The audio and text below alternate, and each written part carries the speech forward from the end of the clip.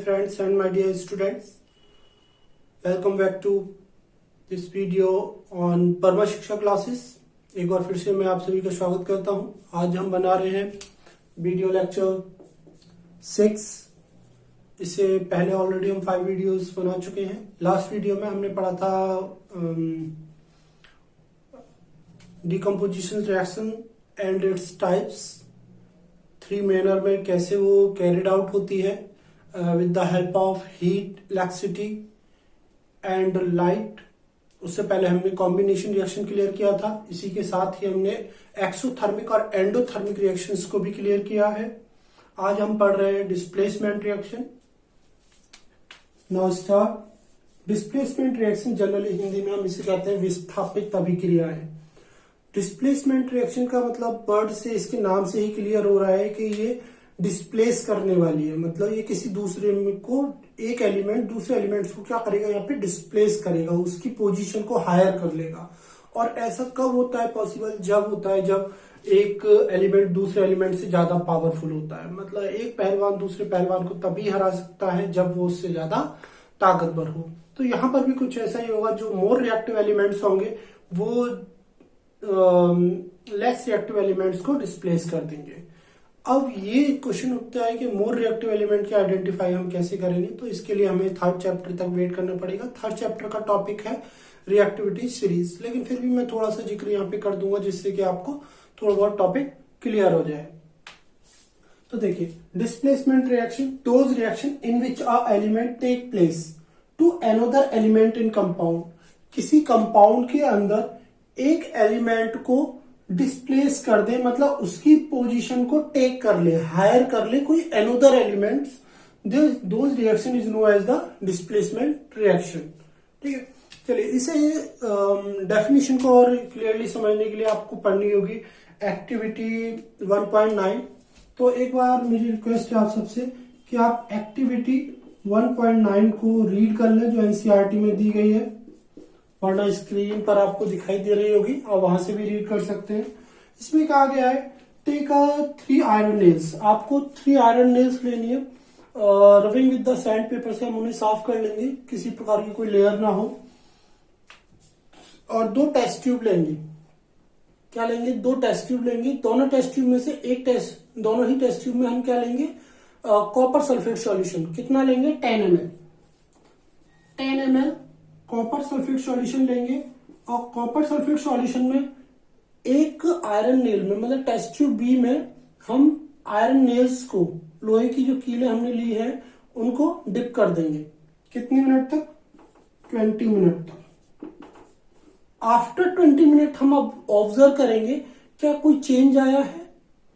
Change आया है तो नेल पर कैसा चेंज आया है, क्या नेल्स का कोई कलर चेंज हो गया है, या फिर जो कॉपर सल्फेट सॉल्यूशन है उसका कलर चेंज हुआ है। ठीक है, तो ये एक्टिविटी है 1.9। तो इसे आप एक बार रीड कर लें। तो इसमें हमने क्या किया, हमने एक आयरन नेल्स ली Fe। ठीक है, आयरन मतलब लोहे का फॉर्मूला है ये। और फिर लिया हमने कॉपर सल्फेट सॉल्यूशन CuSO4। ठीक है, अब देखिए यहां क्या होगा कि जो आयरन है वो कॉपर को क्या कर देगा? डिस्प्लेस कर देगा। मतलब इस रिएक्शन को आप ऐसे भी समझ सकते हैं कि अगर A रिएक्ट कर रहा है BC से, तो क्या होगा? A B को डिस्प्लेस करेगा, यहां से रिप्लेस करेगा, और यहां क्या बन जाएगा? AC plus B। मतलब B सेपरेट आउट हो जाएगा यहां से। ठीक है, this reaction is displacement reaction. Those reaction in which a element take the place of another element of compound are known as displacement reaction. Take the another element of compound. Take the another element of compound. किसी भी compound में कोई another element take place कर ले किसी position को, तो वो रिएक्शन क्या कहलाती है? डिस्प्लेसमेंट रिएक्शन कहलाती है। A प्लस BC, तो इसने इसको डिस्प्लेसमेंट किया, बन गया AC प्लस BC। ठीक है ना। तो आइए इसको आप क्लियर करते हैं। तो ये आपको क्लियर हो रहा होगा कि यहां क्या बनेगा? FeSO4 plus Cu। इस तरीके से हम कॉपर को अलग कर सकते हैं, मतलब कॉपर को सेपरेट आउट कर सकते हैं। देखिए यहाँ जो आपसे कुछ इंपॉर्टेंट पूछ जाएगा तो इसका कलर है, कॉपर सल्फेट सॉल्यूशन का जो कलर होता है वो कैसा होता है, ब्लू होता है, ठीक है ना। और आयरन सल्फेट सॉल्यूशन का कलर कैसा होता है, ग्रीन। ये आप याद रखेंगे, थोड़ा ग्रीनिश होता है, कंप्लीटली ग्रीन नहीं होता, ठीक है। और कॉपर का आप ऑलरेडी जानते हैं रेड ब्राउन कलर होता है। कॉपर बीजल आपकी किचन में भी आप यूज करते होंगे, तो I think this is a clear. अब क्वेश्चन ये उठता है कि आयरन ने इसको डिस्प्लेस कैसे किया, ठीक है ना। आयरन ने इसको डिस्प्लेस कैसे किया, कैसे फाइंड आउट हुआ कि ये जो है इससे ज्यादा मोर रिएक्टिव है। देखिए एक्चुअल में क्या है, जो चैप्टर नंबर 3 आप पढ़ेंगे तो वहां पढ़ेंगे रिएक्टिविटी सीरीज, तो वहां आपको वो लर्न करनी पड़ेगी। हम काफी एक्सपेरिमेंट्स करेंगे, कई एक्टिविटीज करेंगे, जिसके आधार पर हम ये आइडेंटिफाई करेंगे कौन सा ज्यादा रिएक्टिव है और कौन सा लेस रिएक्टिव है। तो आप इसे यहाँ लर्न करना चाहें एक बार देख लीजिए। देखिए पोटेशियम करीना कार मांगे अल्टो जैन फरारी सुन पटौदी भैया ने हंस के HG AG AU HG AG AU, ठीक है। HG देखिए तो यह है potassium, sodium, calcium, magnesium, aluminium, zinc, iron, lead, hydrogen, copper, mercury और सिल्वर और गोल्ड। ये जो है रिएक्टिविटी सीरीज है और ये लेस रिएक्टिव की ओर हम बढ़ रहे हैं। मतलब मोस्ट रिएक्टिव मेटल यहां पर क्या है, पोटेशियम। पोटेशियम इतना ज्यादा रिएक्टिव है कि वो सभी को डिस्प्लेस कर सकता है, मतलब ये सबसे ज्यादा पावरफुल है, ये लीडर है। बाकी सब क्या है, एम्प्लॉय है, ठीक। सोडियम अपने से नीचे वालों को डिस्प्लेस कर सकता है, मैग्नीशियम अपने से नीचे वालों को डिस्प्लेस कर सकता है। अगर मैं हाइड्रोजन की बात करूं तो हाइड्रोजन को ये सभी एलिमेंट डिस्प्लेस कर सकते हैं, ठीक है। तो आप क्लियर हो रहा होगा कि ये रिएक्टिविटी सीरीज है, this is a more reactive. मतलब रिएक्टिविटी सीरीज क्या होती है, arrangement the element according to the reactivity. Reactivity के अकॉर्डिंग उनका एक अरेंजमेंट होता है इंक्रीजिंग और डिक्रीजिंग ऑर्डर में, this is called the reactivity series. तो देखिए यहां मैं एक एग्जांपल लेता हूं कि जिंक H2SO4। अब इस पर आप जरा फोकस करिए कि क्या जिंक हाइड्रोजन को डिस्प्लेस कर पाएगा, क्या यह रिएक्शन हो पाएगी, यस। देखिए zinc is a more reactive then hydrogen, क्योंकि ऊपर है हाइड्रोजन से तो ये ज्यादा रिएक्टिव होगा। तो हाइड्रोजन से ऊपर है तो जिंक ज्यादा रिएक्टिव होगा, तो रिएक्शन हो जाएगी और ये क्या करेगा, इसको डिस्प्लेस कर देगा और यहां हो जाएगी ZnSO4 प्लस H2। क्लियर। तो ये हो गया zinc react with sulphuric acid and to produce a zinc sulphate and release the hydrogen, ठीक है। इसके अलावा हम और अनदर एग्जांपल्स लेते हैं। एक और एग्जांपल है जो एग्जाम पॉइंट ऑफ व्यू से इंपोर्टेंट है, इसे नोट डाउन कर लेना वीडियो पुश करके या स्क्रीनशॉट ले लेना बीच बीच में, जिससे कि आप कलर सभी के याद रखना। जो भी मैं कलर आपको बता रहा हूं एग्जाम में जनरली पूछे जाते हैं। तो देखिए लेड और कॉपर क्लोराइड का रिएक्शन कराते हैं, लेड प्लस कॉपर क्लोराइड, ठीक है ना। लेड जनरली जो होता है थोड़ा ग्रेस कलर का होता है और जो कॉपर क्लोराइड है वो आपका ग्रीन कलर का है, ठीक है। Copper chloride generally green colour का है। Lead is the more reactive than copper. देखो वो वही सीरीज करीना, ये थोड़ा शॉर्ट ट्रिक है, आप याद करना चाहें तो सोडियम पोटेशियम करीना कार मांगे अल्टो जैन फेरारी सुन पटौदी भैया ने हंस के और कल्टी, कल्टी मतलब Cu और HG AG AU। अब देखिए यहां हम लेड और कॉपर को कंपैरिजन कर रहे हैं, तो लेड एंड कॉपर, तो लेड ऊपर है तो lead is more reactive than copper, तो क्या करेगा ये इसको डिस्प्लेस कर देगा और यहां बन जाएगा PbCl2 और कॉपर क्या हो जाएगा यहां से अलग हो जाएगा, ठीक है ना। और ये कैसा कलर देगा यहाँ पे लेड क्लोराइड, ये होगा कलरलेस। ओके, क्लियर होगा आपको कि जो डिस्प्लेसमेंट रिएक्शन क्या है, जो more reactive every more reactive element displace the less reactive element, ठीक है ना। लेस रिएक्टिव एलिमेंट को मोर रिएक्टिव एलिमेंट क्या करता है, डिस्प्लेस कर देता है, उसकी पोजीशंस को हायर कर लेता है, ठीक है। चलिए नोट डाउन करना चाहिए, नोट डाउन कर सकते। एक और पॉइंट है जो एग्जाम पॉइंट ऑफ व्यू से इंपॉर्टेंट है एक रिएक्शन, तो आप उसको नोट डाउन कर लें। वो भी डबल डिस्प्लेसमेंट में बताता हूं मैं आपको। वैसे एक्टिविटी 1.2 की एक रिएक्शन हमारी रह गई है, आप उसे नोट डाउन कर लें। तो एक्टिविटी बता देता हूं, सुन लीजिए। एक्टिविटी 1.2, तो एक्टिविटी 1.2 में क्या कहा गया है कि लेड नाइट्रेट सॉल्यूशन लिया है। क्या लिया है, लेड नाइट्रेट सॉल्यूशन। और लेड नाइट्रेट क्या होता है, PbNO3 होल ट्वाइस, ठीक है। लेड नाइट्रेट सॉल्यूशन को पोटेशियम आयोडाइड के साथ मिक्स किया गया है। पोटेशियम आयोडाइड, यहां क्या होता है, PbI बनता है। क्या बनता है, PbI2, मतलब पोटेशियम आयोडाइड। तो PbI2 और बनेगा यहाँ पे KNO3। इसको बैलेंस कर लेते हैं, 2 नाइट्रोजन, ठीक है। बैलेंस करने के लिए भी आ जाती है, ये एग्जाम पॉइंट ऑफ व्यू से इंपॉर्टेंट है। कुछ ये रिएक्शन हमारी रह गई थी, आप इसे नोट डाउन कर लें। मोस्ट इंपोर्टेंट रिएक्शन है लेड नाइट्रेट। स्क्रीन पर आप देख सकते हैं इसकी जो डाटा दिया गया है। Lead nitrate react with potassium iodide to produce a lead iodide and potassium nitrate. ये बैलेंस करने के लिए भी आ जाती है, जनरली आपसे डायरेक्ट पूछी भी जाती है। और इसकी एक और खासियत है इस रिएक्शन की, ये जो है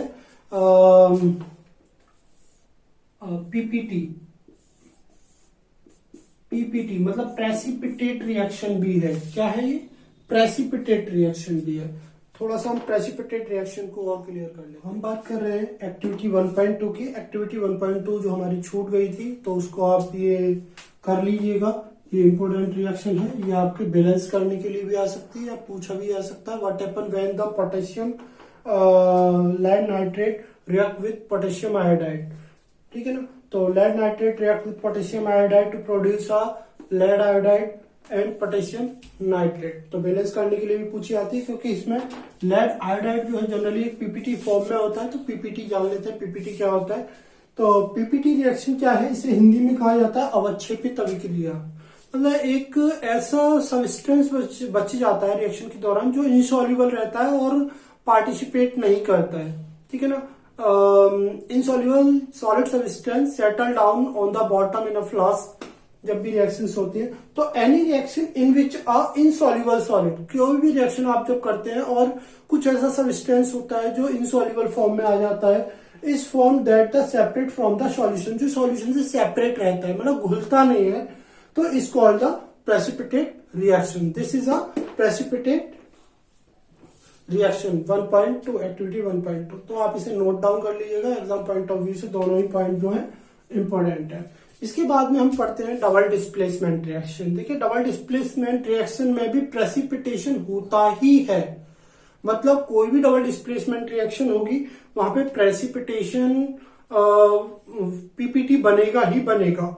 मतलब एक ऐसा इनसॉल्युबल सॉलिड होगा जो अनडिजॉल्व रहेगा इन अ सॉल्यूशन में। तो आइए समझ लेते हैं डबल डिस्प्लेसमेंट रिएक्शन को, इसको आप नोट डाउन कर लीजिए। आइए जानते हैं डबल डिस्प्लेसमेंट रिएक्शंस के बारे में। तो देखिए अभी हमने पढ़ा डिस्प्लेसमेंट रिएक्शन, जिसमें एक more reactive element displace the another reactive element या take place the another reactive element in a compound. अब जैसे कि नाम से ही क्लियर हो रहा है, इसका जो नाम है कि डबल डिस्प्लेसमेंट, मतलब अब क्या होने वाला है कि जो प्रोसेस डिस्प्लेसमेंट में हो रहा था वो डबल होगा। मतलब दो कंपाउंड होंगे और दोनों ही कंपाउंड टूटेंगे आयंस में, आयंस होंगे, एक कैटायन होगा एक एनायन होगा, दोनों के आयंस क्या होंगे आपस में चेंज हो जाएंगे, मतलब एक दूसरे की पोजीशन को क्या करेंगे वो हायर कर लेंगे, ठीक है ना। तो यही होगा हमारा डबल डिस्प्लेसमेंट।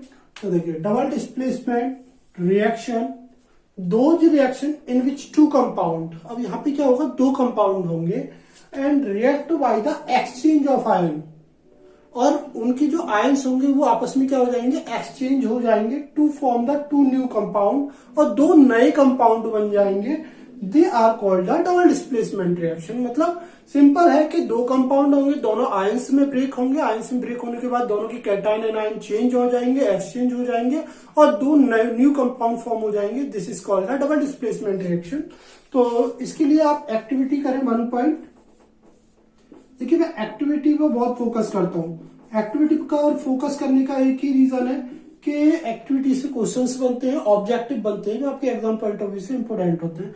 तो एक्टिविटी 1.10 आप एक बार देख लीजिए, आपकी स्क्रीन पर भी शो हो रही होगी, तो आप इसे एक बार रीड कर लें। इसमें क्या कहा गया है कि जनरली दो टेस्ट ट्यूब ली है, और दोनों टेस्ट ट्यूब में एक में लिया गया है आपका सोडियम सल्फेट और एक में लिया गया है आपका वेरियम क्लोराइड।